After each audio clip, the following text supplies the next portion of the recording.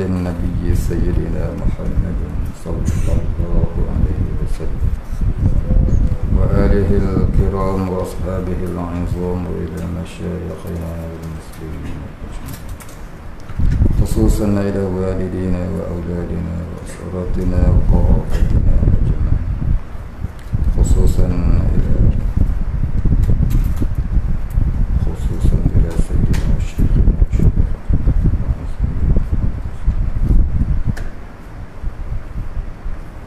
ووصولهم وفروعهم ومن ينتسب إليهم أجمعين.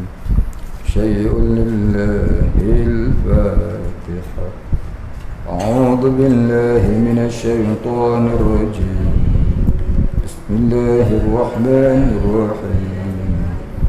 الحمد لله رب العالمين الرحمن الرحيم مالك يوم الدين إياك نعبد وإياك نستعين اهدنا الصراط المستقيم صراط الذين أنعمت عليهم غير المغضوب عليهم ولا الضالين.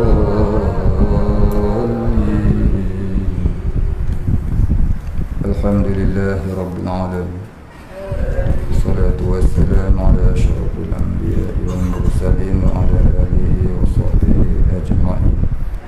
رب اشرح لي صدري ويسر لي أمري واحلل عقدة من لساني يفقه قولي.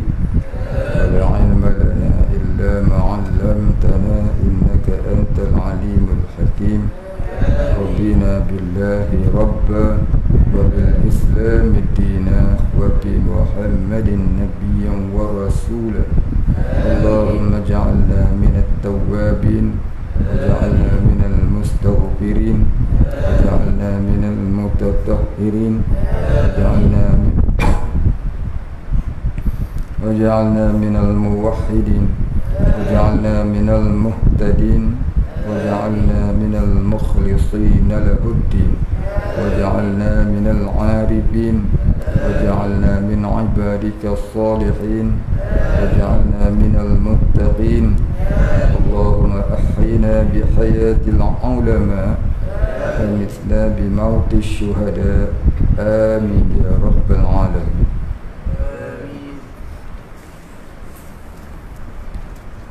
Bismillahirrahmanirrahim. Kita sambung Durus Samin muka surat 16 baris yang kedua.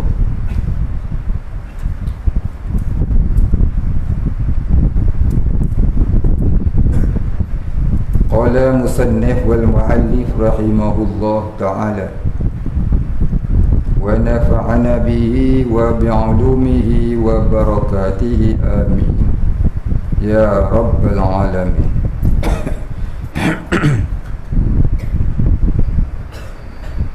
Kata Syekh Ahmad, mas'alatun ay hadhihi mas'alatun, ini suatu persoalan. Kata Syekh Ahmad As-Suhaimi rahimahullah ta'ala,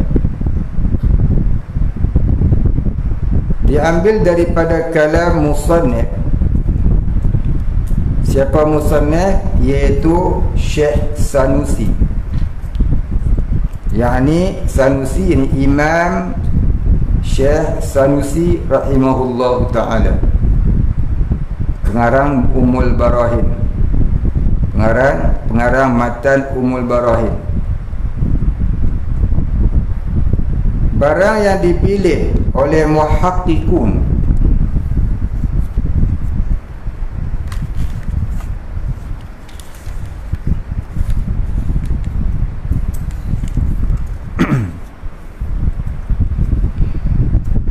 barang yang dipilih oleh muhaqqiqun, yakni pendapat yang kuat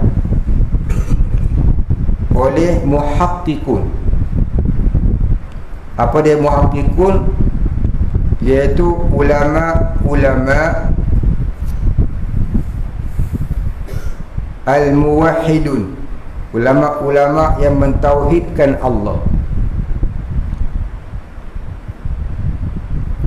muhakkikun ni ialah ulama-ulama al-muwahhidun. Ini ulama-ulama yang sebenar-benar mentauhidkan Allah.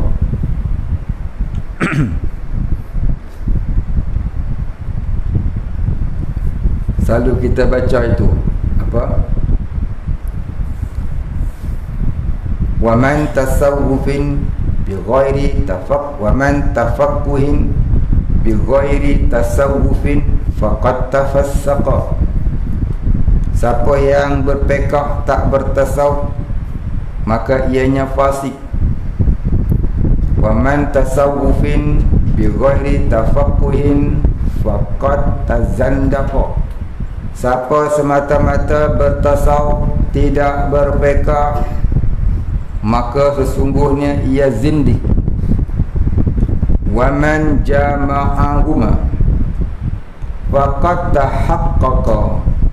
Siapa yang berhimpun kedua-duanya, yakni ada fiqh, ada tasawuf, ada syariat, ada hakikat, maka sesungguhnya mereka itu orang-orang yang tahqiq, iaitu orang muhakkikun, orang yang benar-benar mentauhidkan Allah, yang digelarkan al-muwahhidun. Orang yang sampai darjah arifin billah, itulah muhakkikun. Apa kata mereka, apa pendapat mereka? Bahawasanya ma'rifatullah awal wajib, yakni yang pertama-tama fardu atas manusia itu ma'rifatullah, yakni mengenal Allah, dan ma'rifah bagi segala rasulnya.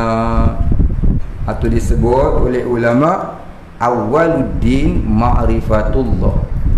Awal-awal dikehendaki awal-awal dikehendaki dalam agama ialah mengenal Allah. Kata setengahnya itu pendapat ulama. Kata setengahnya itu adalah hadis Nabi yang panjang, diambil sedikit daripadanya, jadi pendek. Kata setengah ulama, awaluddin itu kata ulama, ma'rifatullah itu kata Nabi, maka disambunglah jadi awaluddin ma'rifatullah. Kok mana pun jangan duk iktiraf lah. Kok mana satu betul pun itu adalah fakta agama. Tak dapat tidak, awal-awal dalam agama ni kena Tuhan dulu. Kena kenal Tuhan dulu, barulah ibadat. Kenal Tuhan dulu baru ibadat. Sembahyang dulu kan, ngucap dulu. Ngucap dulu baru sembahyang. Tauhid dulu baru fiqh. Gitu. Baik, habis. Jadi fardu dia kata, pertama-tama fardu, yakni fardu ain yang paling utama dalam agama ni lah kenal Tuhan. Ni dalil dia.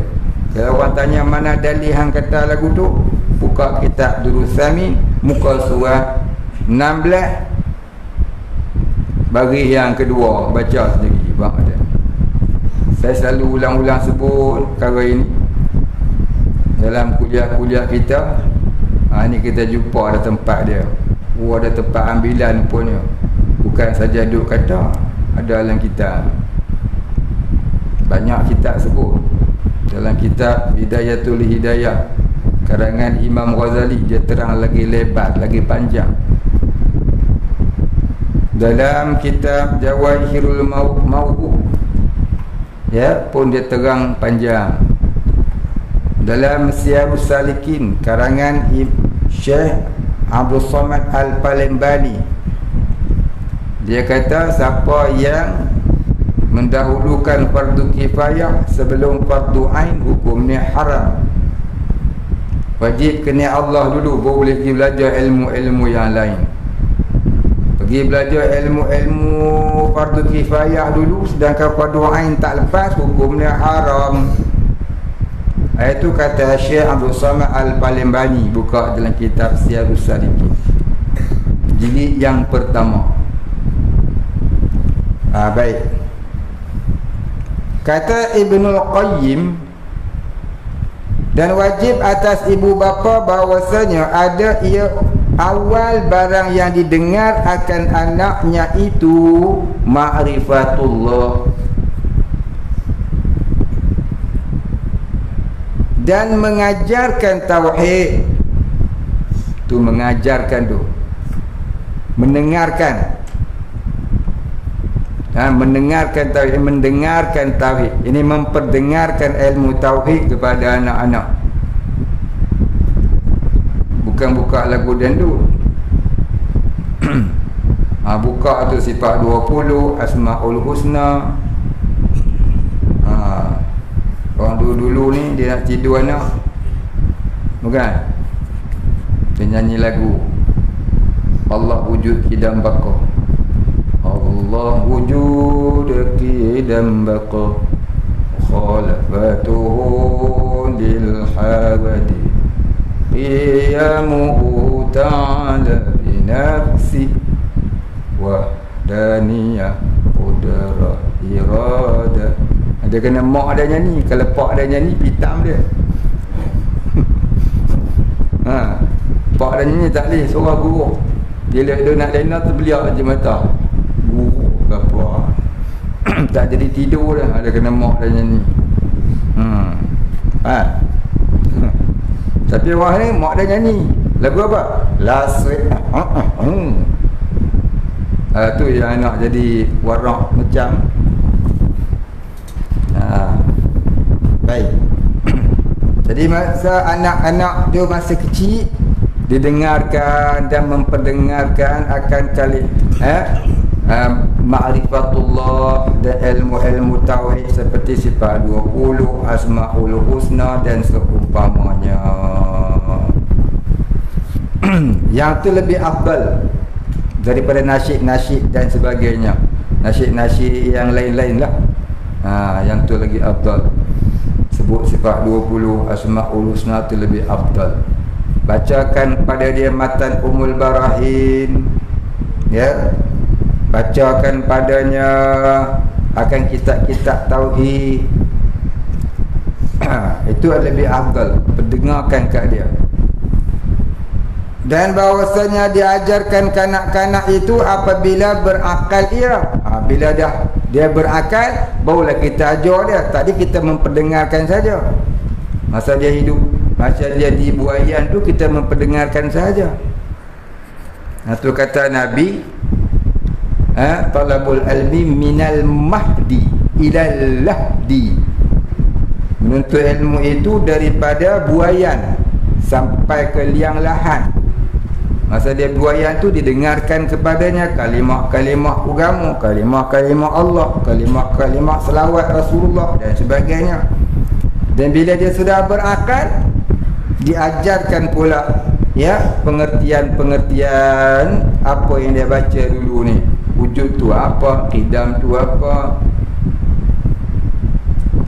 Apabila berakal ia akan barang yang wajib,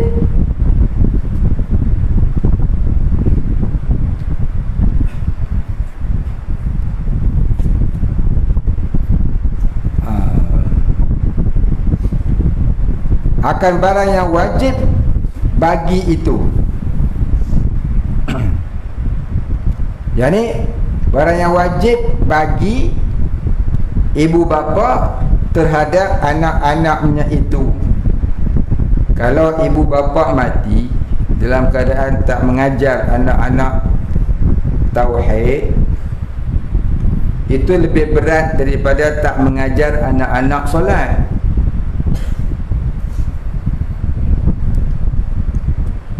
Dan tak mengajar anak-anak solat lebih berat daripada tak mengajar anak-anak akan ilmu-ilmu fiqh seperti puasa, wuduk dan sebagainya.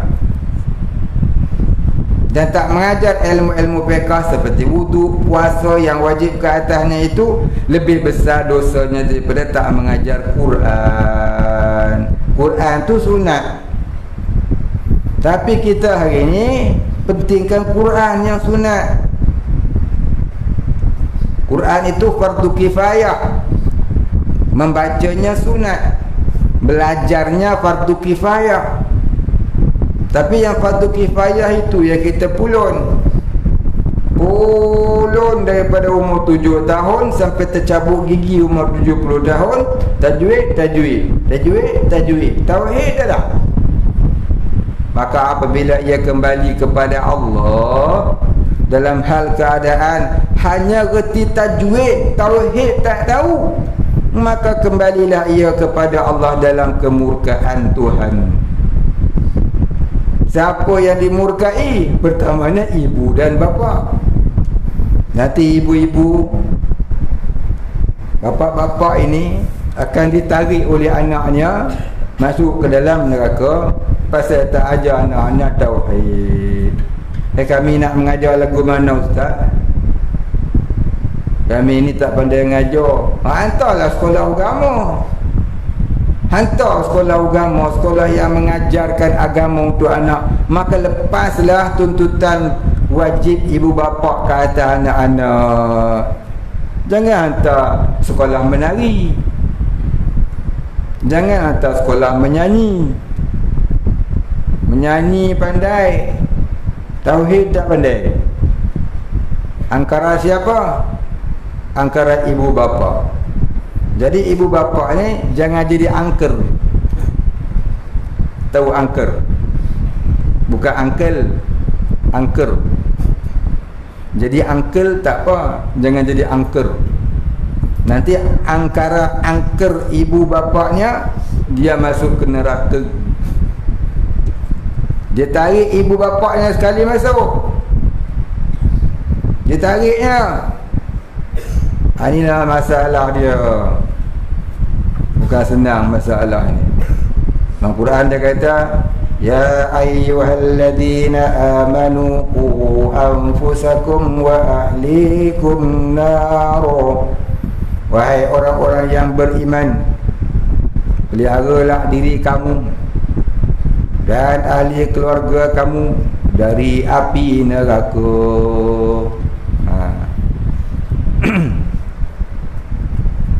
Masuk sekolah tahfiz, kalau ada fardu ain tak apa. Jangan tahfiz saja, tak ada fardu ain. Masuk sekolah tahfiz, ada tauhid, fiqh, tasawuf sekali tak apa. Jangan semata-mata hafal Quran ya, tauhid, fiqh, tasawuf dah ada. Jangan. Sebab apa? Tahfiz tu fardu kifayah, tauhid, fiqh, tasawuf tu fardu ain.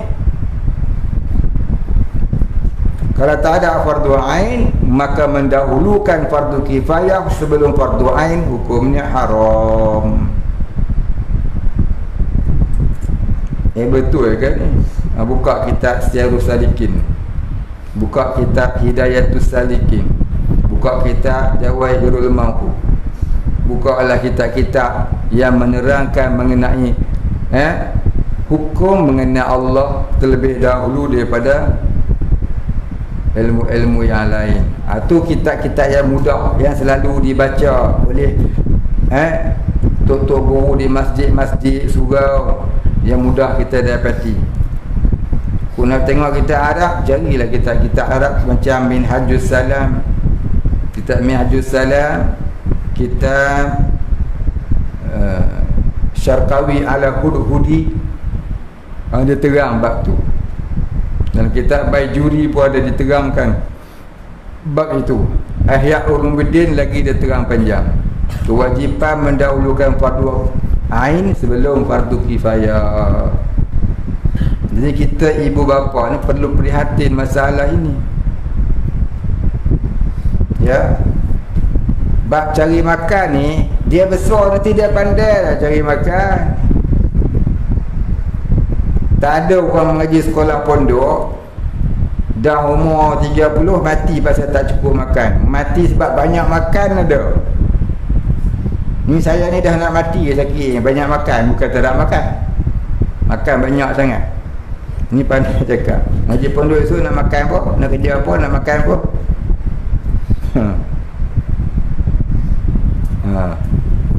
Tu ungkapan-ungkapan orang yang tak yakin dengan Allah. Ungkapan, bahasa, kalam, tuturan, bicara orang yang tak yakin dengan Allah. Dia kata dia yakin dengan Allah, tapi sebenarnya dia tak yakin. Jangan duduk temerang lah kata yakin. Tak yakin itu. Orang yang yakin, dia pejam mata, dia hantar anak salah agama, besok rezeki dia Allah punya kejar. Aku pun Allah Ta'ala bagi rezeki, macam mana pula aku nak mengaturkan rezeki untuk anak-anak aku? Itu orang yakin dengan Allah Ta'ala. Aku ni pun Allah Ta'ala bagi rezeki nyawa, rezeki badan, rezeki makan, minum, tempat tinggal.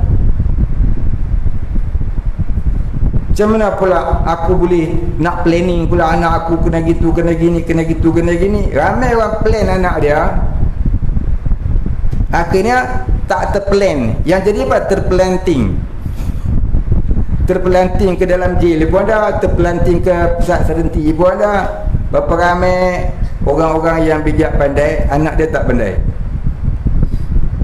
Pasal apa? Itu menunjukkan bukan kita yang plan anak kita. Yang plan anak kita ya Allah Ta'ala. Kita tu pun Allah Ta'ala plan. Hanya benda ya.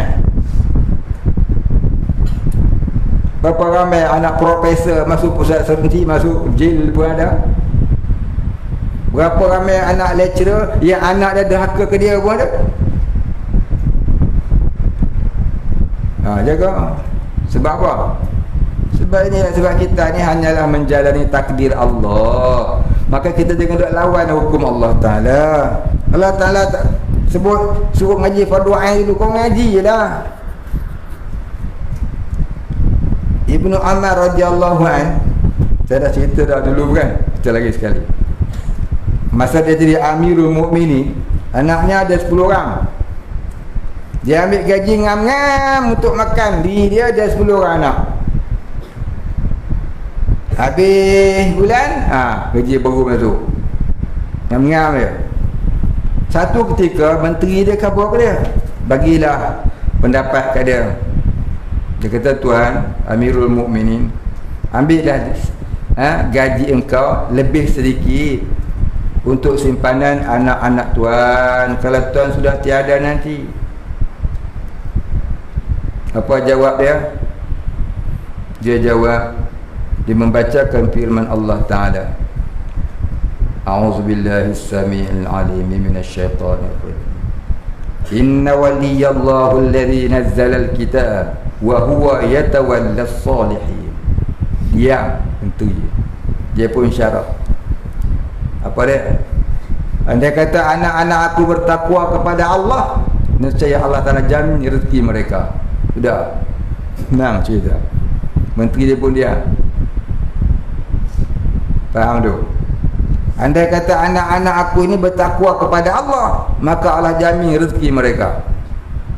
Sedang aku lagi direzekikan oleh Allah, bagaimana mungkin aku nak bagi rezeki kepada mereka? Kalau ada pemimpin lagu tula ni, tu bermakna dia itulah Imam Mahdi. Ada dekat Kedah saja. Imam Mahdi dah timbul dekat Kedah.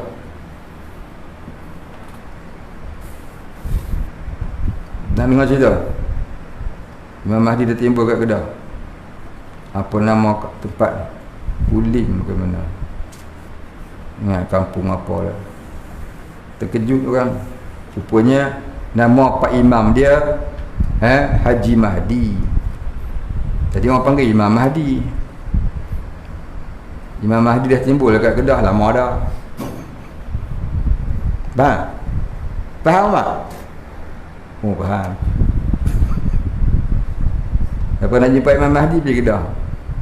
Orang dia jadi imam.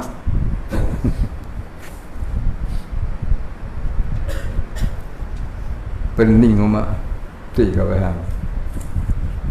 Baik, habis. Apabila, maka wajib diajarkan kanak-kanak itu apabila berakal ia akan barang yang wajib bagi Allah tu. Bagi Allah tu labu. Barang yang wajib bagi Allah, ini perkara hukum sifat yang wajib bagi Allah. Barang yang wajib bagi Allah, yakni hukum sifat yang wajib bagi Allah. Dan barang yang mustahil atasnya, yakni hukum sifat yang mustahil atas Allah. Dan barang yang harus padanya, yakni hukum perkara yang harus pada Allah Ta'ala. Apa dia barang yang wajib bagi Allah? Wujud, idam, baqa, mukhalafatuhu lil hawadis, qiyamuhu bin nafsi, sampailah kaunuhu mutakalliman. Apa perkara yang mustahil bagi Allah? Iaitulah lawan bagi sifat 20 yang wajib tadi. Apa yang harus bagi Allah? Yang harus bagi Allah ialah hukum pemerintahan Allah Ta'ala yang tidak ada had dan sekatan. Itu makna sifat yang wajib bagi Allah, sifat yang harus bagi Allah. Faham? Sifat yang harus bagi Allah ialah hukum pemerintahan Allah Ta'ala yang tidak ada had dan sekatan. Itu kalam almarhum Tuan Guru Haji Omar Zuhdi, Pondok Lanai, Kedah. Dan diturunkan pula kepada murid-muridnya. Murid-muridnya pun berkata begitu juga. Sampailah kepada saya ni, bawalah kalam Tok Guru ni. Harus itu maknanya hukum sifat pemerintahan Allah Ta'ala yang tidak ada had dan sekatan. Baik, habis. Dan diajarnya pula bahawasanya Nabi Muhammad sallallahu alaihi wasallam itu dianakkan di Mekah, yakni diperanakkan di Mekah, dan disuruh kepada sekalian makhluk.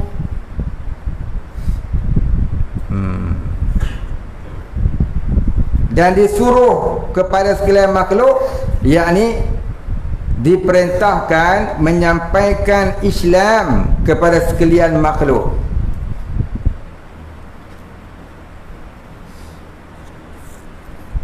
Itu dikatakan Nabi Muhammad itu rahmatun lil alamin.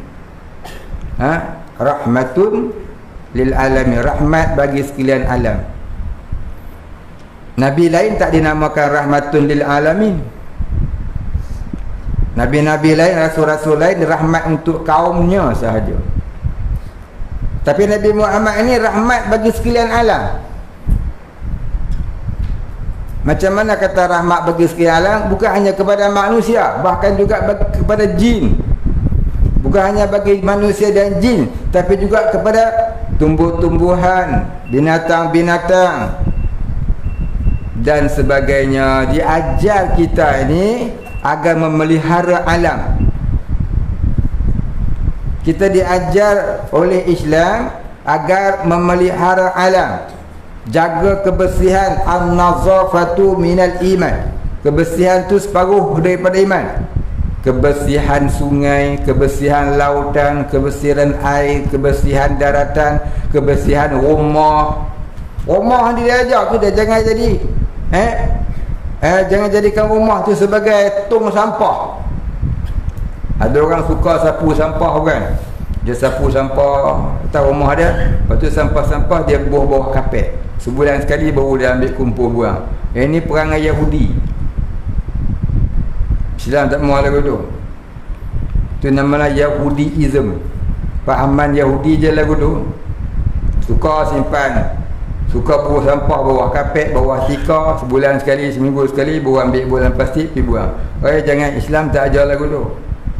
Islam suruh buang terus semua. Hang sapu tu buang terus. Jangan ada sampah dalam rumah. Ni kita buat sampah dalam rumah. Pergi dapur bau teh. Itu jadi apa? Mewarisi papa iman. Jadi kita jadi malas tak beribadat. Bila benda kotor banyak, datang syaitan-syaitan. Syaitan suka hurung benda kotor macam lalat hurung tai. Sebab tu rumah syaitan dalam tandas. Tandas kita biar sentiasa tertutup. Kalau tandas dalam rumah tu jaga. Tandas dalam rumah biar sentiasa tertutup pintu tandasnya. Tu rumah syaitan. Syaitan akan duduk tempat berak. Begitu tempat buang sampah. Jangan letak sampah dalam rumah. Dia ada sampah tu buang terus ke tempat buang sampah. Jangan letak dalam rumah. Jadi sebab tu punca kita ni jadi malas buat ibadat.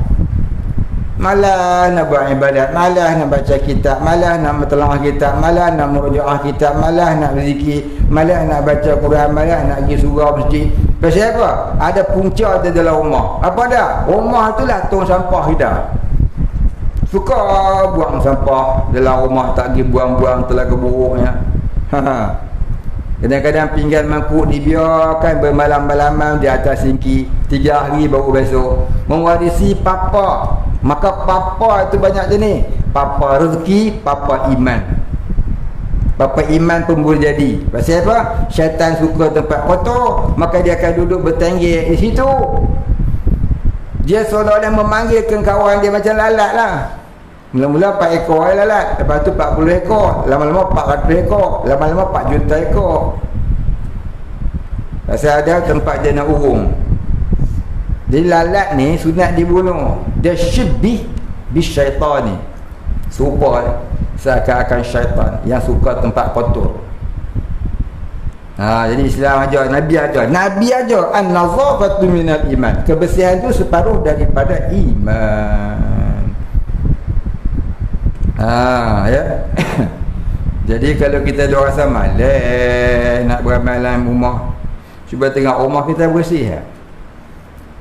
Rumah kita tu bersih dah.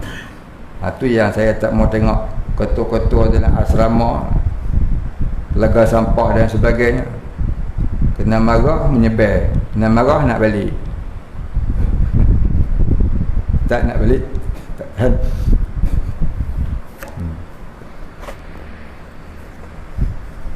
Boleh apa duk pun duk. Kena marah sikit buat betul nak dah nak balik. Ni pasal ni lah, pasal ni. Mari sini nak belajar bukan nak mari syok-syok kawan. Nak syok-syok kawan bebus duduk bawah jabatan jadi doktor. Jadi doktor bawah jabatan. Doktor buka klinik dekat Pekan, klinik Abdullah. Buka jabatan, buka klinik bawah jabatan. Bawah Jarum. Duduk pondok, buat cara nak duduk pondok. Kita jaga kebersihan kita. Jadi daripada kebersihan itulah akan meningkatkan daya kita untuk menegakkan iman.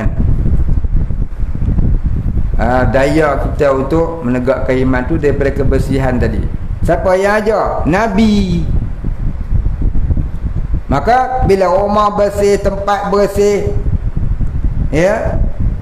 tak mau semak-semak, maka di misinya rumput semua kan dapat bersih. Tu kata rahmatun lil alamin. Bukan hanya ajar semayang, tapi ajar di luar semayang. Islam itu adalah cara hidup. Orang Arab kata apa? It's the way of life. Jadi Islam itu cara hidup. Bukan semayang, puasa, haji, sedekah, zakat, di masjid main Jumaat, di masjid main raya, itu ya. Dah keseluruhan hidup kita tu duduk di dalam lingkungan agama. Ada benda yang dilarang, ada benda yang disuruh, ada benda yang boleh dibuat pilihan.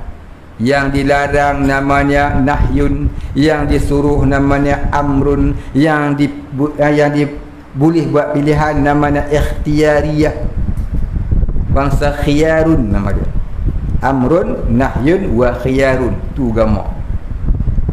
Ada suruhan, ada tegahan, ada pilihan. Nampak? Tu kata Nabi itu rahmatul lil alamin. Bukan saja kita, pokok-pokok pun dapat manfaat. Pasal apa? Kita jaga dia pokok tu. Ada binatang-binatang pun dapat manfaat. Nak makan dia tak boleh empuk kepala, kena sembelih molek. Dia cepat matinya. Baik, habis. Dan berpindah ke Madinah. Ini berhijrah ke Madinah. Nabi hijrah ke Madinah umur apa? 53 tahun. Nabi hijrah ke Madinah 53 tahun. 2 tahun selepas Isra' dan Mi'raj. Nabi Isra' Mi'raj umur 51. 53 Nabi hijrah ke Madinah.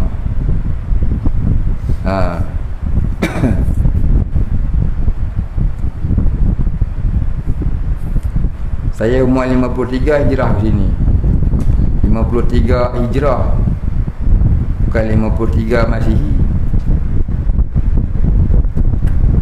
53 Masihi dia ya kurang sikit kiraan dia. Hijrah ni dia banyak sikit.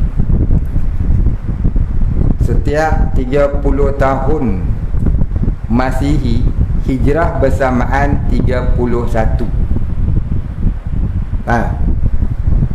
Jadi kalau 60 Masihi bersamaan 62. Sebab apa? Tahun Masihi dia ikut peredaran matahari. Bumi mengelilingi matahari.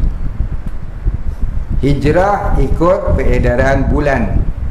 Bulan yang mengelilingi bumi. Ada kurang 12 hari ataupun 13 hari setahun. Ya. Berbanding dengan Masihi. Jadi siapa-siapa umur dia 61 dah tu, mana dia ada 63 tu. Itu namanya umur ya yang menghampiri kewafatan. Kalau lebih pada tu namanya commission. Dalam kitab Usul Tauhid karangan Tuan Husin Kedah, dia kata siapa berumur 63 tahun ke atas, bermakna dia dapat umur commission, umur bonus dari Allah untuk dia tambah-tambahkan amal sebelum mati. Umur 40 kita dah cerita dah dulu. Tapi kalau umur 63 tak berubah lagi, maknanya komisen dia tu sia-sia. Ibaratnya pencen tak dapat KWSP.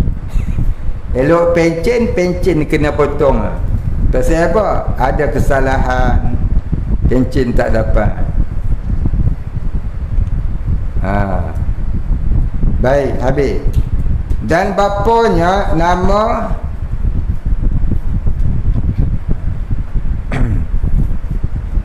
Muhammad, anak Abdullah, anak Abdul Muttalib, anak Hashim.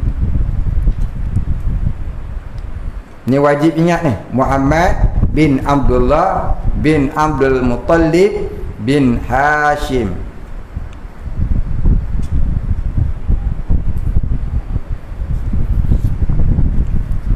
Abdul Muttalib ni bukan nama dia betul. Abdul Muttalib ni nama gelaran dia. Abdul Muttalib maknanya hamba Muttalib. Hamba Muttalib bin hamba Muttalib. Cerita dia tu gini. Masa Nabi belum lahir, Mekah itu ketua penduduk Mekah ni, kita kata ya gubernur dia lah, nama dia Muttalib. Namanya Muttalib. Tu ambil surat saman. Jadi Muttalib ni dia ada seorang saudara perempuannya di sebuah negeri yang berhampiran dengan Mekah. Satu ketika dia rasa diri dah tua. Dia rasa diri dia dah tua dah. Bila dia dah rasa dia dah tua, kebetulan dia tak ada anak. Muttalib ni tak ada anak. Dia pergilah dia pergi ke rumah saudara dia tadi tu, seorang perempuan yang mana anak kakak dia, rumah kakak dia. Kakak ni ada seorang anak laki-laki namanya Syaibah. Namanya Syaibah. Bukan perempuan, Syaibah laki-laki.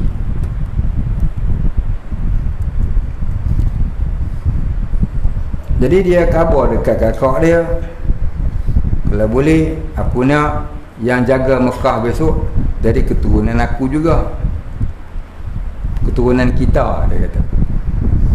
Sama lah jatuh pada orang lain.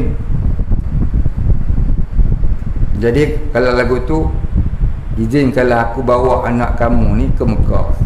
Kalau aku mati, dia ganti tempat aku jadi pemimpin Mekah. Kakak dia kata, kalau begitu bawalah dia, bawalah si Muttalib ni akan Syaibah tadi. Masa sampai ke Mekah, orang-orang Mekah ni amat hormat pada Muttalib ni, pasal dia seorang pemimpin yang adil, yang baik, suka menolong rakyat, bukan membohong rakyat dah. Kalau dia kata harga susu turun, turun. Dia tak naik macam minyak. Baik dia, bagus. Jadi tuan-tuan, bila orang Mekah ni nampak Muttalib ni bawa seorang budak laki-laki di belakang, maka orang-orang Mekah ni sebutlah tu hamba Muttalib yang baru. Hamba Muttalib yang baru. Yang Muttalib dia pun tak sembang apa-apa, dia nak balik lah, dia pun letih berjalan. Maka orang nampak, wah, Muttalib ada hamba baru. Orang dulu ni banyak hamba. Jadi orang nampaklah di belakang dia anak saudara ni, disangka ni hamba dia. Hamba dalam bahasa Arab abdun. Maka lekatlah Abdul Muttalib, hamba Muttalib. Itulah mari dapat gelaran Abdul Muttalib tu, si Syaibah ni. Sampailah dia pula memimpin Mekah. Ya, sampai pula dia memimpin Mekah. Jadi Muttalib dengan kakak dia anak Hashim. Faham tak?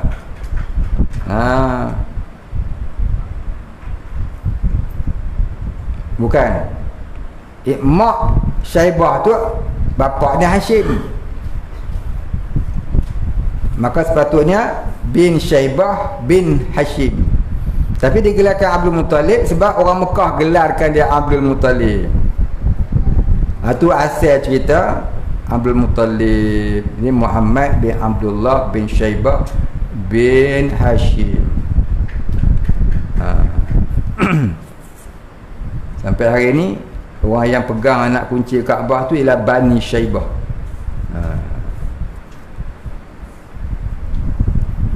Baik, habis dekat tu.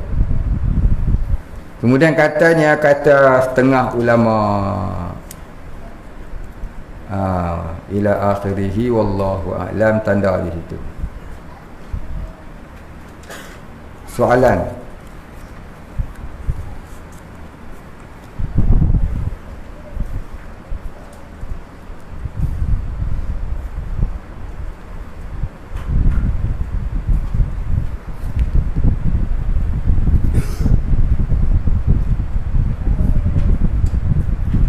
Saya nak bertanya berkenaan kembara roh waliullah ke alam Rabbani. Hai. Mana setan? Bagaimana keadaan alam Rabbani itu? Sebab saya terkadang terbayang alam itu seperti alam fantasi yang indah. Mohon perbetulkan fahaman.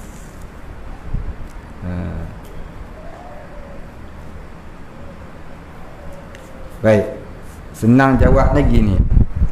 Alam Rabbaniyah itu disebutkan dalam kitab Ihya Ulumuddin, man lam yazuk faqad lam yadar. Siapa tak dapat tak tahu. Kalau saya cerita saya jadi bohong. Kalau saya pun tak dapat. Cuma fakta-faktanya ialah alam kerohanian, pengembaraan kerohanian orang-orang sufi kepada ma'rifatullah. Maka alam-alamnya itu telah saya sebut dahulu. Ya, adanya alam malakut, ada alam jabarut, ada alam lahu. Maka untuk bicara panjang ini kenalah belajar pada kitab-kitabnya, seperti kitab Durun Nafis dan seumpama dengannya. Jadi tak sesuai nak cerita tu di dalam kitab yang bukan pada bicaranya. Maka alam-alam tu telah saya ceritakan secara ringkas. Yang saya terangkan dulu ada 7 alam. 7 alam, ada 9 maqam. Ya, secara ringkas. Itu secara ringkas. Nak tahu lebih lanjut kena pergi ngaji dengan guru-guru yang mursyid. Saya tak sampai darjah mursyid. Kalau saya cerita pun saya bukan ahli di bidang ni, tu tak boleh. Secara teori saya, fakta-fakta ilmiah tu boleh lah. Sekadar fakta ilmiah untuk meningkatkan rasa ingin berjalan kepada Allah. Jadi ilmu ini bukan ilmu jalan belajar, tidak. Kau belajar pun kau tak akan faham, belajar pun tak akan rasa. Dah dihafaz ilmunya pun tak akan faham, dah dihafaz ilmunya pun tak akan rasa. Habis itu kena duduk di situ baru rasa. Malam yazuk faqat lam yadar. Siapa tak dapat tak tahu. Macam kita makan buah durian. Orang kata blackton, oh sedap. Kita cuma tahu sedap, rasa tak lagi. Nak tahu rasa lagu mana? Kena pergi beli makan ni baru tahu. Jadi bukanlah alam Rabbani itu seperti alam dalam fantasi itu jadi meditasi, hukum ni haram. Jangan kita pejam mata berangan tu namanya meditasi. Meditasi ni hukum ni haram. Itu amalan orang belajar yoga daripada Hinduism.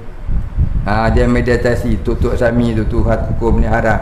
Nanti datang jin-jin kafir, dia bawa hang jadi kafir.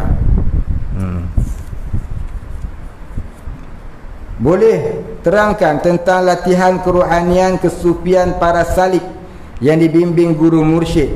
Adakah latihan dia sekadar berzikir sahaja? Baik. Dalam kitab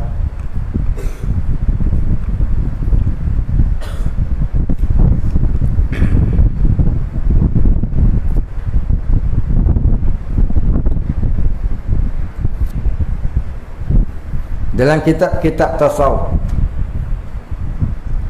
dalam kitab tasawuf yang menerangkan tentang mujahadah orang-orang sufi kepada ma'rifatullah ini,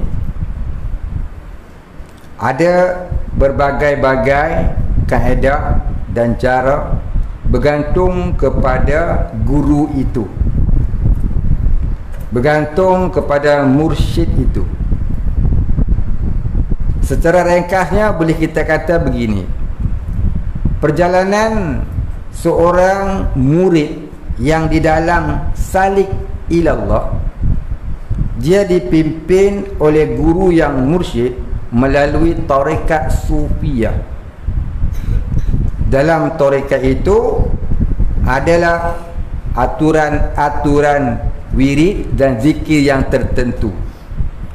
Di mana wirid tarekat sufi itu ada salah silahnya di kalangan wali-wali Allah yang terdahulu, sampailah kepada sahabat Nabi, sampailah kepada Nabi. Di mana salah silah itu ada pertaliannya dari seorang guru kepada gurunya, kepada gurunya, kepada gurunya. Kalaulah tidak putus amalan itu, mudah-mudahan si murid yang terakhir tadi juga akan melalui seperti mana gurunya dan gurunya sampai ke atas, jika dikehendaki oleh Allah Subhanahu wa taala. Maka wirid itu namanya wirid darajat, bukan wirid hasanat. Wirid hasanat ini wirid yang hanya kita wirid untuk mendapatkan pahala. Tapi wirid darajat ini dia membukakan hijab, di mana di dalam mengamalkan tarekat sufiah itu yang perlu kepada penjagaan adab yang rapi, adab dengan guru, adab dengan Tuhan, adab dengan makhluk Tuhan. Jika tiada ia menjaga adab-adab itu, maka jadi terhenti perjalanannya kalau ia tidak taubat. Maka adab-adab itu sukar untuk dijagai. Jadi apabila dia memelihara adab, kerohanian gurunya walaupun sudah mati akan bersambung dengan kerohaniannya tak kala ia berrabitah dengan gurunya, sama ada di dalam zikir tarekatnya ataupun sebelum zikir tarekatnya atau selepas zikir tarekatnya atau di mana-mana juga ia berrabitah, maka jadi terhubunglah kerohaniannya dengan gurunya sampailah kepada Rasulullah. Begitulah disebutkan di dalam kitab-kitab tasawuf seperti kitab Diyaul Murid. Boleh tuan-tuan dapatkan kitab Diyaul Murid karangan Syekh Daud Al-Fatani rahimahullahu taala, salah seorang khalifah tarekat Syattariyah. Kitab Diyaul Murid, dad ya alif hamzah alif lam mim ra ya dal, pelita penuntut. Diyaul Murid maknanya pelita penuntut.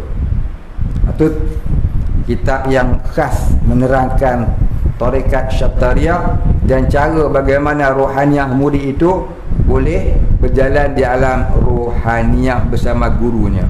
Jadi tak kala seorang murid itu berzikir dan berabitah gurunya di alam kerohanian,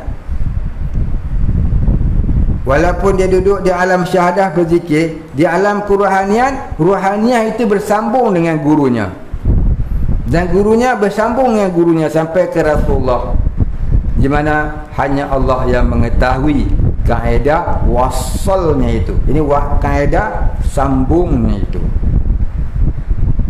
Maka sebab itu kita nak jalan kepada Allah dalam bab kerohanian ini perlu kepada mursyid. Orang tu mesti orang yang sudah melalui jalan-jalan itu, bukan orang yang orang yang cuba nak odong-odong, tak boleh, nanti jadi ilmu sesat. Kita nak pergi satu pekan yang nampak jelas nyata, pekan itu jalannya, basnya, taksinya, itu pun kena tipu, itu pun sesat. Apatah lagi kita nak masuk ke alam ghaib yang kita tak pernah pergi. Tentulah perlu kepada yang membimbing kita, yang memimpin kita, yang menunjuk kita. Itu yang dikatakan wa bisaidi syaikhi wa murabbi, dan dengan guruku dialah yang memimpinku, memimpin rohaniahku sampai kepada Allah. Baik, begitulah perjalanan kaedah perjalanan orang-orang sufi kepada Allah menjadi arif billah. Sebab tu perlu kepada guru yang mursyid. Jadi masa umur masih muda, kuat, ada tenaga, duit pun banyak, jangan membazirkan tenaga dan duit itu pergi ziarah kawan di zoo negara. Tak perlulah makan angin banyak-banyak di pasar malam. Pergi China, Jepun, Tokyo tak payahlah. Pergilah cari guru-guru mursyid. Ada cuti, ya, pergilah ziarah guru-guru yang terkenal alimnya, yang terkenal zuhudnya, yang terkenal waraknya. Mudah-mudahan dia seorang mursyid. Kita tak tahu, mudah-mudahan, sebab mursyid ni tak ada nama kat dekat tai leher dia ke, dekat poket dia ke, tak ada. Dia tak ada name tag, tuan-tuan. Jadi kaedahnya, pergilah ziarah-ziarah, carilah 40 orang. Tok Guru saya kata lu, carilah 40 orang, ya, guru-guru yang terkenal alimnya, terkenal zuhudnya, terkenal waraknya. Pergi ziarah, berkenalan dengan mereka. Wa alhiqna bis solihin, dan perhubungkanlah kami dengan orang-orang yang soleh. Kita minta dengan Allah Ta'ala, tapi kita tak mau pergi ziarah. Kita duduk ziarah mana? Konsep Sogo, apa lagi?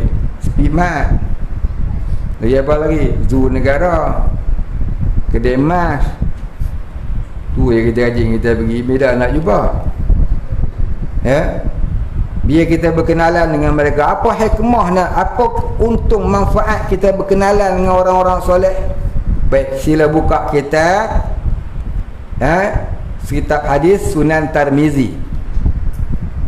Buka kitab hadis Tirmizi, dia ada cerita, ya, di akhirat nanti di padang mahsyar, apabila seseorang itu didapati berat amalan sebelah kiri daripada kanan, dan dia, ya, dicalonkan sebagai calon masuk neraka, maka Allah masih lagi, ya, memberikan kasihan belas kepada mereka ini untuk mencari syafaat, di padang mahsyar. Maka siapakah yang boleh memberi syafaat pada hari itu? Baiklah, hadis dalam kitab hadis tu disebutkan. Ini hadis tu, kitab hadis ni hadis Nabi. Di antara manusia yang boleh memberi syafaat selain daripada Nabi SAW ialah ulama-ulama arif billah. Kalau ulama-ulama itu pun tak kenal kita pergi jumpa dia, dia tanya, lu siapa? Ibaratnya begitulah. Sebab itulah kita ni digalakkan berhubung dengan orang-orang yang soleh. Dalam Quran pun suruh, dalam hadis pun suruh. Sebab itulah hikmahnya daripada masyarakat kita ni tak kuat iman, dosa banyak, malas. Kawan orang alim tak nak, kawan orang soleh tak nak, ziarah orang alim tak nak, ziarah orang warak-warak tak nak. Habis dengan siapa kita nak cari syafaat di akhirat? Kau nak cari artis tu, kau nak cari pemimpin tu, buka surah Al-Baqarah. Di akhirat besok, ya, orang-orang yang menuruti pemimpin yang pasti, termasuklah penyanyi-penyanyi, artis-artis dan siapa saja yang kita ikut, kita akan memanggil mereka untuk memberi syafaat kepada kita. Kita akan panggil mereka, wahai tuan, tolong syafaat saya nak masuk neraka ni. Apa dia jawab? How can I help you? Macam mana aku nak tolong hang? Aku masuk neraka lebih dulu pada kamu, oi, dia kata. Aku masuk neraka lebih dulu pada kamu. Macam mana aku nak tolong? Oh ya ke? Habis tu nanti hang boleh sekali lah. Kenapa pula? Siapa suruh hang ikut aku? Hang tahu aku salah, hang ikut aku juga. Hang tahu aku ni kaki rasuah, hang ikut aku juga. Hang ni yang sama-sama lah masuk neraka dengan aku. Oi Mamat, oi. Itulah umpamanya. Buka Quran, tafsir Quran sebut. Kita akan mencari syafaat kepada siapa kita ikut dijadikan sebagai pemimpin kita. Kita akan mencari syafaat kepada siapa yang masih hidup di dunia dulu, kita jadikan dia sebagai pemimpin kita. Siapa pemimpin kita?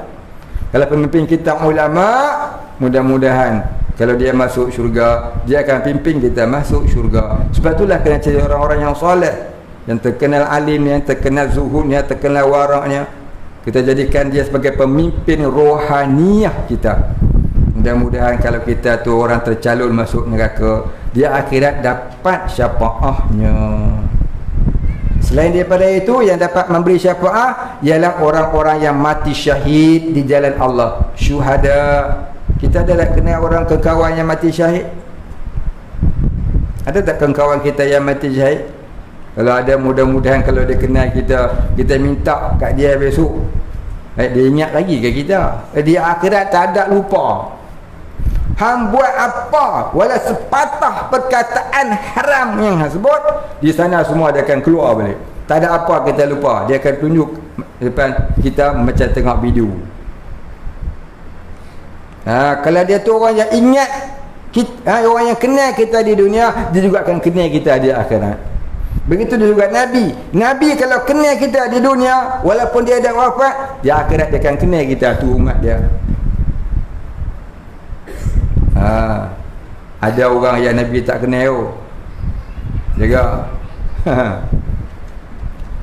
Ada orang yang Nabi tak kenal dalam negeri akhirat. Antaranya ialah orang yang apabila mendengar selawat Nabi, tidak ia berturut berselawat ke atas Nabi. Sebab tu kalau kita dengar orang sebut sallallahu alaihi wasallam, jangan bakhil menyebut sallallahu alaihi wasallam.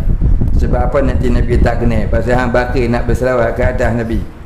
Nak selawat ke atas Nabi sehari 10 kali pun tak nak jadi apa? Umat Nabi, nak dapat syafaat Nabi.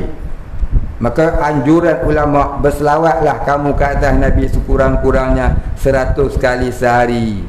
Untuk jadi umat Nabi itu paling kurang lah. Kurang lagi itu maknanya memang low class, no class. Kena payah selawat, tapi itulah yang berat lidah. Allahumma salli ala Muhammad, Allahumma salli ala Muhammad, Allahumma salli ala Muhammad. 100 kali 5 minit pun tak sampai. Yang ke 100 tu tambah wa ala ali Muhammad. Tapi sebelum selawat tu istighfar dulu. Jangan selawat saja tak ada istighfar, jangan istighfar saja tak ada selawat. Dua-dua tu kena gabung. Dua-dua tu kena gabung. Jangan istighfar saja tanpa selawat, jangan selawat saja tak ada istighfar. Dua-dua kena gabung. Istighfar dulu, lepas tu baru selawat, lepas tu baru la ilaha illallah kalau nak tambah.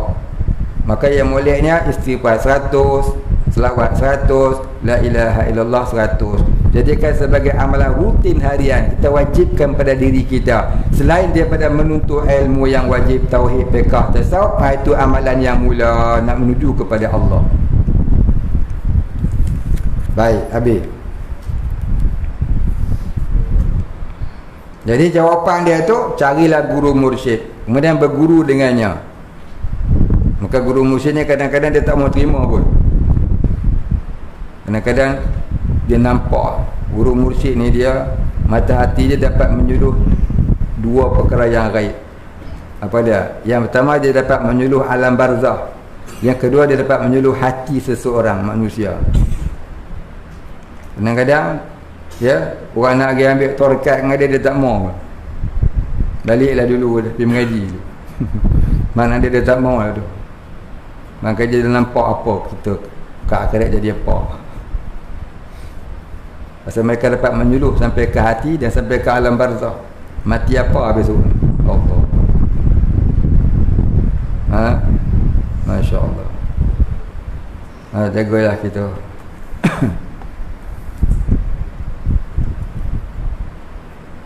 Itu disebutkan dalam kitab Usulul Tahqiq. Tak belakang disebut. Kata dalam Usul Tahqiq, cari dalam kitab Mudarijus Salikin. Ya, disebut. Kadang guru-guru dia tak nak terima orang. Maka jaga-jagalah adab kita dengan guru. Ya. Jaga adab kita dengan orang-orang alim. Tak kira dia tu pak imam ke buat jaga adab. Kita tak tahu sebab siapa Allah melantik dia jadi imam. Dasarnya orang kampung lantik. Tapi hakikatnya Allah yang lantik. Punya ramai orang kampung, dia pula Allah Ta'ala orang pilih dia jadi imam. Siapa? Barangkali ada kelebihannya di sisi Allah. Ada kelebihannya di sisi Allah. Tak sangka lah dia jadi imam. Dulu perangai apa setan. Itu dulu.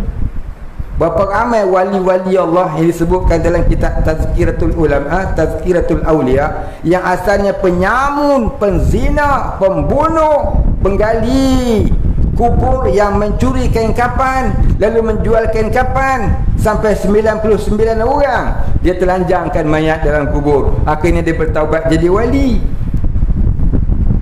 Berapa ramai yang buat mungkar, bila dia taubat Allah Ta'ala terima jadi wali. Kamu dengan suluh yang dulu-dulu, yang sekarang ni dia apa? Kamu tu pula siapa? Siapa itu Abu Hasan Basri? Siapa itu Fudail bin Iyad? Dan banyak lagi wali-wali disebutkan dalam kitab Tazkiratul Awliya. Bukanlah semua para wali-wali itu dia jadi wali dia pada kecil. Bukan macam Nabi dan Rasul. Nabi dan Rasul mereka jadi orang soleh dari kecil sampai jadi Nabi, sampai jadi Rasul. Tapi wali-wali tidak. Ada setengahnya asalnya kafir pun, kemudian masuk Islam, kemudian bersungguh-sungguh dalam amal ibadat, jadi wali akhirnya. Terkadang tu orang fasik, penyamun dan sebagainya, dia bertaubat. Tu kata apa? Inna rahmati qalibat ghadabi. Sesungguhnya rahmatku melebihi kemurkaanku, kata Allah. Maka jangan disuluh once upon a time dulu. Jangan disuluh dulu dia siapa. Jangan, tu dilarang dalam Islam. Dalam Quran pun dia sebut jangan disuluh masa lampaunya. Kita ni suka dia cari orang suluh masa lampau. Ya? Jangan jadi ahli politik. Politik dia memang lagu tu, dia kena suluh. Pasal apa? Lampau punya cerita, sekarang ni dah melampau-lampau, kena suluh. Kita bukan nak ahli politik, kita nak jadi orang yang soleh. Jangan pandang buruk orang. Orang politik tu lain cerita, dia kena cari. Macam polis lah, dia kena cari salah orang, baru dia jumpa siapa yang bersalah sebenarnya. Kalau tidak, tak boleh cari penjenayah. Tu memang bidang dia. Kita bukan bidang tu. Kalau tu bukan bidang kita, bukan kerja kita, maka kerja tu serah pada orangnya. Ya. Lainlah kalau kita ni orang di bidang itu, memang dia kena buat kerja macam tu. Orang politik ada cerita dia. Sebab dia nak menyelamatkan umat, dia kena cari orang gini. Apa salah dia? Untuk memperbetulkan kesalahan, supaya tidak turun balak dari Allah.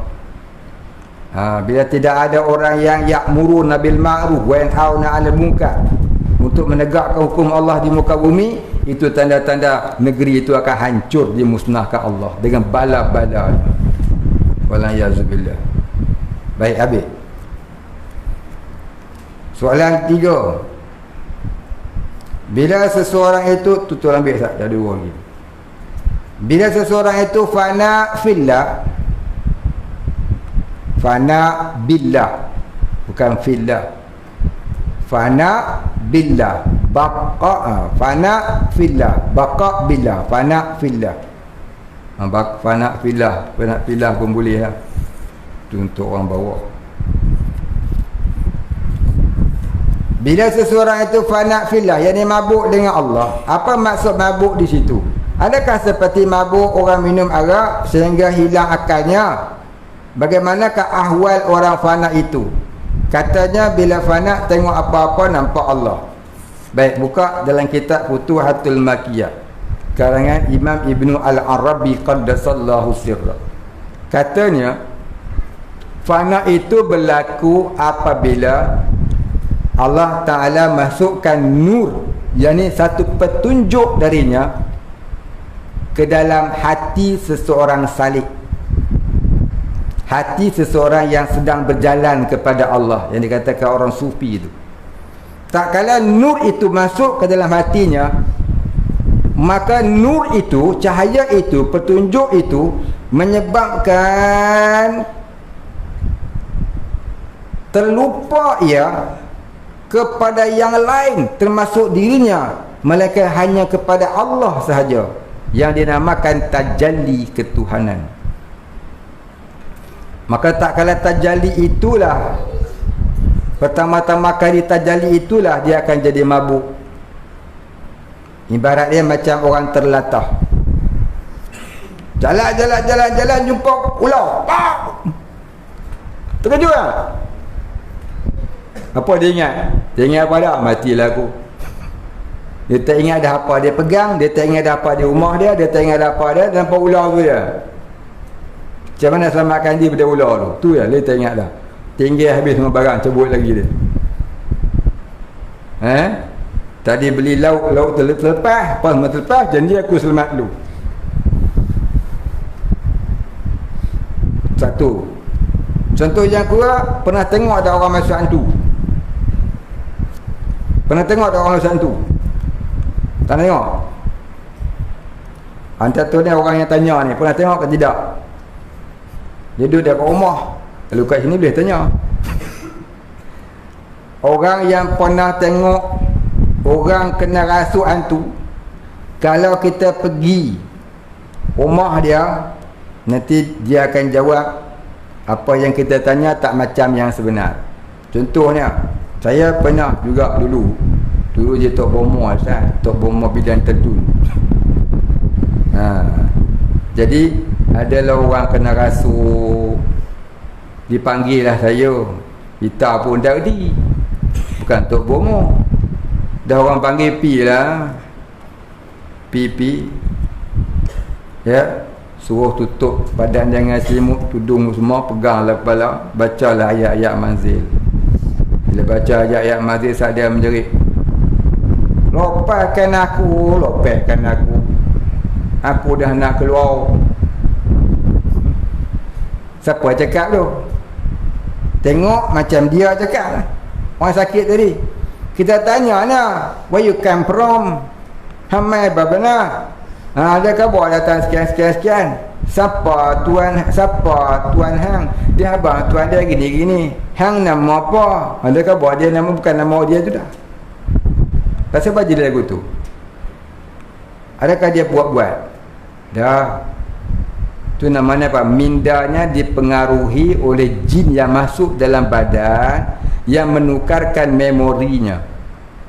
Maka tak kala itu bila kita tanya, apa yang kita tanya, yang jawab tu bukan orang yang sakit tu, tapi tu jin yang menumpang duduk dalam badan tu, ya, meminjam suaranya, bahasanya, cakapnya. Tu bila kita tanya, hang dari mana? Dia jawab, dia tu, jin tu main mana? Siapa tuan dia pun khabar. Oh, nama dia tu nilah Dracula lah, apa benda. Pasal apa hamai sini? Dia khabar pasal ni dah, pasal itulah, pasal ni lah, pasal itulah. Yang peliknya, bila benda tu keluar, orang sakit dia terpinga-pinga. Aku kenapa? Kenapa aku tadi? Kenapa? Dia minum arak dah? Dah. Habis tu pasal apa? Dia lupa diri dia. Pasal dia mabuk dengan tu.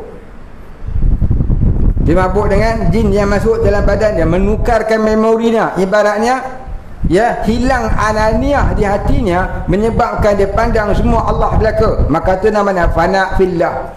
Maka fana fillah tu, bila berkekalan fana, dia akan hilang sedikit demi sedikit. Akhirnya dalam masa yang sama, dia ingat Allah, dan juga dia boleh bergaul dengan manusia. Masa dia fana, dia semata-mata ingat Allah, dia tak boleh bergaul dengan manusia. Pasal apa? Dia mabuk. Bila dia hilang fana, dia boleh ingat Allah, dalam masa yang sama dia boleh bergaul dengan manusia. Itu namanya baqa' billah. Dia hilang mabuk, jadi baqa' billah. Hilang fana, jadi baqa' billah. Maka jadi baqa' billah, itulah waliullah. Baik. Habis soalan. Nak mengaji kena ngaji betul, tak boleh mengaji FB ni, kena mai sini ngaji. Kena ngaji khusus. Ngaji nak pergi ke alam jauh-jauh, ngaji duduk jauh-jauh. Nak pergi alam jauh, nak pergi dekat. Ni bukan tiket kapal terbang boleh beli online. Tiket kapal terbang tak apa, boleh mengaji online, boleh beli online. So pergi dekat KLIA pergi ambil tu, naik kapal terbang. Ni tak. Yang ni dia kena talaqi bi syekh. Nabi kata al-ilmu bitalaqi, ilmu itu hendaklah bertalaqi, berhadap guru. Talaqi itu pula hendaklah bisyaikh, at-talaqi bisyaikh. Ya, hendaklah bertalaqi dengan guru. Talaqi dengan handphone dia jadi sekadar melepaskan kewajipan tu boleh lah. Ngaji dengan online ni melepaskan kewajipan menuntut ilmu tu boleh lah. Tapi untuk kerohanian kena mengadap lah. Carilah guru mursyid. Saya bukan mursyid, carilah guru mursyid. Saya boleh cerita, ialah cerita. Cerita tu dah cerita. Baik, adakah seseorang guru yang mursyid itu sama untuk setiap orang?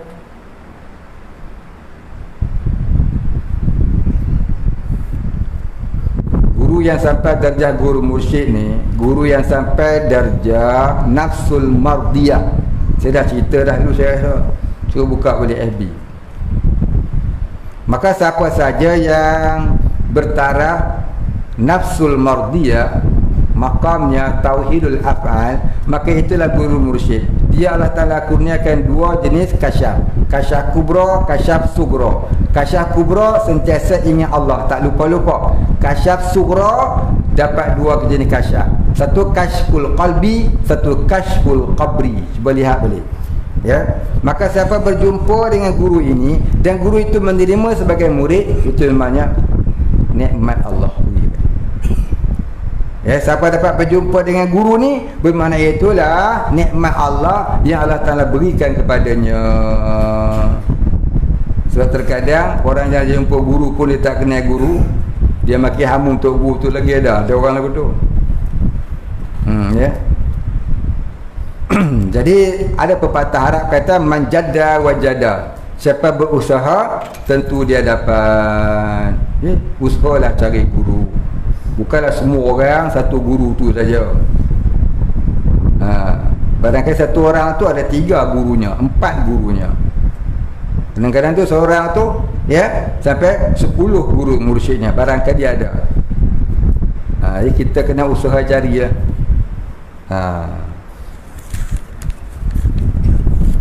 Jadi nak menjumpa guru mursyid ni, beradablah dulu dengan Allah sampai jadi sebenar-benar adab. Untuk jadi benar-benar beradab dengan Allah, kena pula bimbingan guru yang mursyid tu. Jadi kita nak cari orang yang macam ni ya, kena bersungguh-sungguh lah. Kalau Allah Ta'ala permudahkan, alhamdulillah. Baik, untuk seorang wanita untuk mencari guru mursyid untuk belajar tarekat, adakah perlu mencari guru wanita? Tidak semestinya. Sebab apa? Rasul semua lelaki, mana ada rasul perempuan. Tapi orang perempuan masih boleh jadi umat rasul itu. Begitu jugalah guru yang mursyid. Ya. Maka muridnya tak semestinya semua lelaki. Begitulah keadaannya. Cuma mestilah ada adab dengan guru-guru mursyid yang bagi seorang perempuan tadi. Dan perlu ingat, guru mursyid dia tidak melanggar syariat. Ada pula bersalam dengan guru laki-laki, nak bersalam pula tak berlapik, bubuh pergi Agostan je lah. Ni ada orang cerita tu, guru tarekat tu lepas dia zikir semua, bersalam dengan semua murid, mula-mula murid lelaki-lelaki, lepas tu murid perempuan pula salam pula tak berlapik, lepas tu pergi main sunat pula. Sudah tak tahu tarekat apa dia mengaji ya. Yang saya tahu, semakin tinggi iman seseorang itu, semakin jaga ia akan hukum syarak dan waraknya. Wallahu a'lam. Jadi kalau semakin tinggi guru itu, semakin ringan pula hukum syaraknya. Barangkali itu sudah terbalik. Nabi mula-mula datang ke Madinah, muslimat menghiburkannya dengan lagu Tala'u Badru Alaina.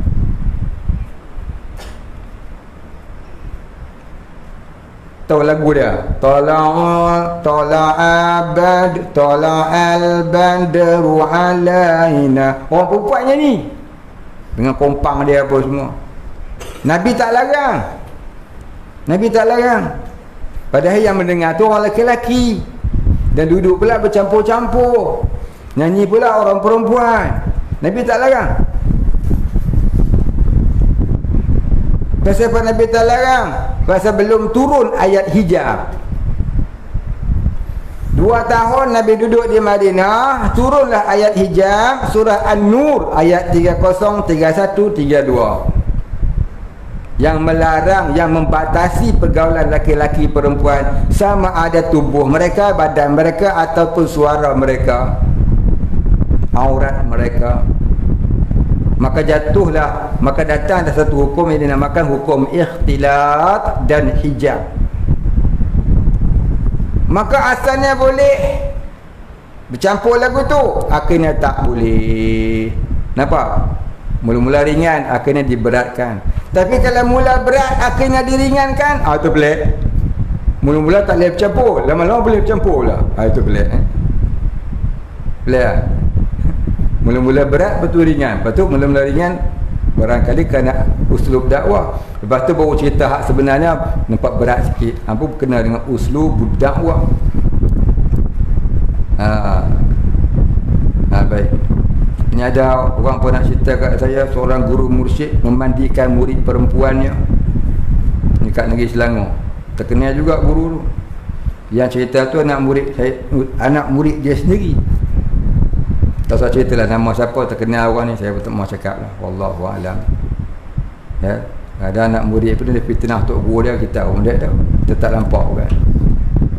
Anak murid ni macam-macam, dia tak suka tok guru dia fitnah macam-macam kat tok guru, orang-orang nampak guru. Jadi berhati-hatilah dengan orang-orang fasik. Idza jaa fasikun binaba'in fatabayyanu, kata Allah. Apabila datang berita dari orang fasik kepadamu, maka hendaklah kau tabayyun dahulu, selidik. Jangan terus percaya orang tu pun banyak salah, tiba-tiba duk cerita nu Tok Haji nu salah, Pak Lebai ni salah, Tok Guru nu salah, maka kamu jangan terus percaya. Tabayyun dulu, barangkali itu satu fitnah sebab nak membersihkan dirinya kah, maka dia memburukkan orang lain. Apatah lagi zaman ke zaman yang hak dikatakan batil, yang batil dikatakan hak. Perkataan orang alim dikatakan salah, perkataan orang fasik liberal dikatakan betul. Ni akhir zaman. Ya. Dia jaga-jaga hati-hati. Yang ke zaman orang alim akan difitnah. Imam Syafi'i pun kata lagu tu. Jadi kita nak jalan menuju pada Allah, hati-hati bila dengar orang-orang fasik memburukkan orang-orang alim, orang soleh. Tu akhir zaman Nabi kata akan berlaku. Kita nampak dia macam alim juga. Alim ke apa kan? Bila dia kata orang alim dia itu jahat, kamu jangan pakai. Senang cerita. Tidak kita bersekongkol dengan dia. Jangan dengar. Ya. Jangan dengar. Itu pesan Nabi. Nabi pesan dalam kitab Penawar Bagi Hati, dia kata apa? Satu sahabat ni tanya, apa itu fitnah ya Rasulullah? Apa itu tuhmah ya Rasulullah? Apa itu tuhmah ya Rasulullah? Maka Nabi kata apa? Kamu bertanya kepada seseorang, benarkah simpulan itu begitu-begitu akan keburukannya, maka kamu itu adalah pentuhmah. Kita nak tanya, nak tanya. Belum lagi pergi sebar, baru nak pergi tanya. Tu pun dah kira pentuhmah dah. Apatah lagi tu cerita. Bukannya ada dapat apa sekupang dua upang muda saja, telefon kawan, hello, hantar ada Ustaz Anwar, pam nampak?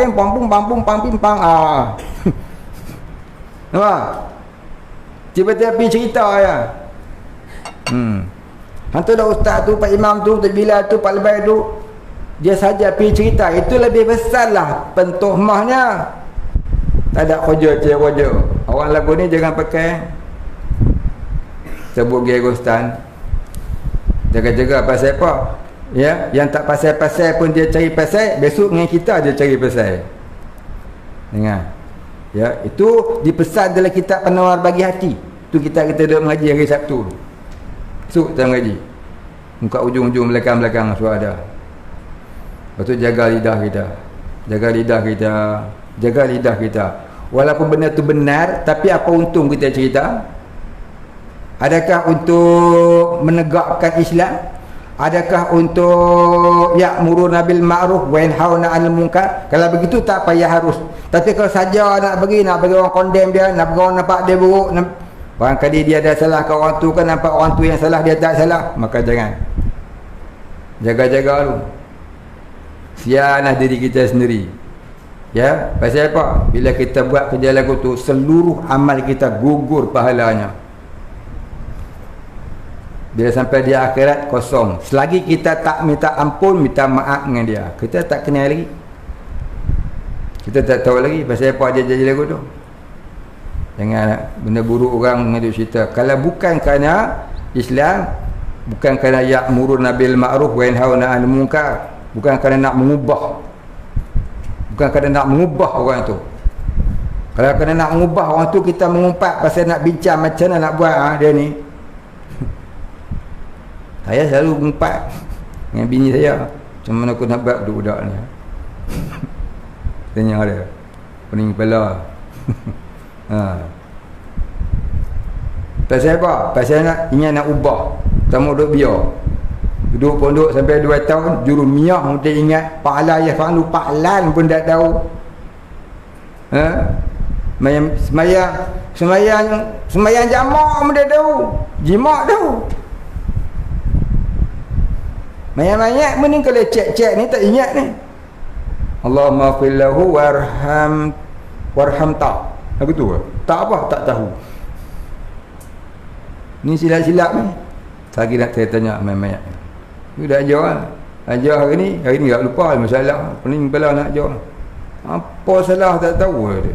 Jadi kalau nak kena suruh makan ikan masin ke, silap tak lagi belayang lagi. Baik, kita berhenti situ. Jadi dia tanya, adakah orang perempuan ni nak cikgu guru musyrik, kena cikgu guru wanita juga? Kalau ada ya silakan. Tapi kalau tidak ada, carilah guru yang lelaki yang ada isterinya. Jangan yang tak ada isterinya, jadi tuhmah, jadi fitnah, ya. Jadi fitnah. Guru saya dulu, almarhum Tuan Guru Haji Isa, ada satu orang doktor daripada UPM. Datang nak jadi murid, nak ambil bai'ah. Dia kata, saya minta maaf, saya tak ambil murid perempuan sebab saya tak ada isteri. Akhirnya dia pun balik. Dia tutup pintu, perempuan tu balik. Lepas tu mari lagi sekali, bawa anak dia. Dia offer melalui anak dia nak kahwin dengan Tok Guru. Tok Guru ni tanya anak buik ni. Tanya anak buik dia. Kami berilah bab perhimpunan, bab nak bincang ni, Tok Guru nak kahwin. Bukan dia nak pergi Minang, doktor nak Minang dia. Jadi kami ni, dia Tok Guru nak kahwin ni kan, sukalah kan. Sukalah ada orang jaga dia. Pakai bagilah duit seorang sikit. Ni penuh satu tin duit lagi. Tak tahu lah 4,000. Satu tin apa, tin biskut penuh. Akhirnya kahwin lah dia. Jadi kaedah tu saya belajar lah. Kalau guru tu tak ada isteri, ya, sebolehnya janganlah. Kalau dia terima juga, tak apalah. Kalau dia jaga syariat. Murid perempuan tak bertemu secara berhadap-hadap. Barangkali berhijab, berdinding macam ni. Ya. Menjaga syariat. Jadi seorang guru yang sufi, dia terlebih dahulu menjaga syariat, baru namanya sufi. Kalau namanya orang sufi tapi tak jaga syariat, takut itu ialah mutasawwifin. Imam Ghazali kata dalam Ihya Ulumuddin, mutasawwifin. Apa mutasawwifin?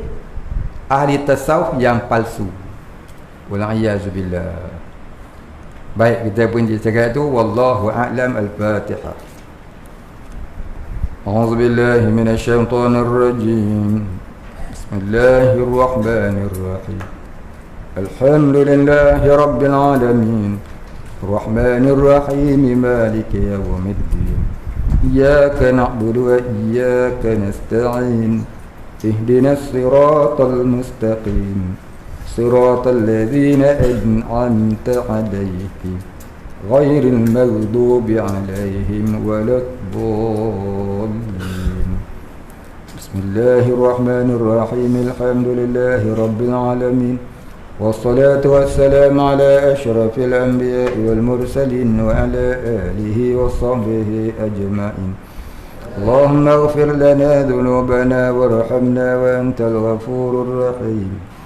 اللهم اغفر لنا ذنوبنا ولوالدينا وارحمهم كما ربيانا صغارا ولمشايخنا وللمسلمين أجمعين برحمتك يا أرحم الراحمين.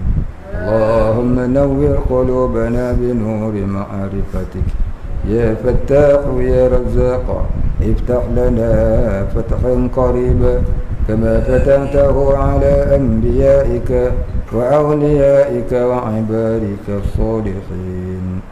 وصلى الله على سيدنا محمد وعلى آله وصحبه أجمعين.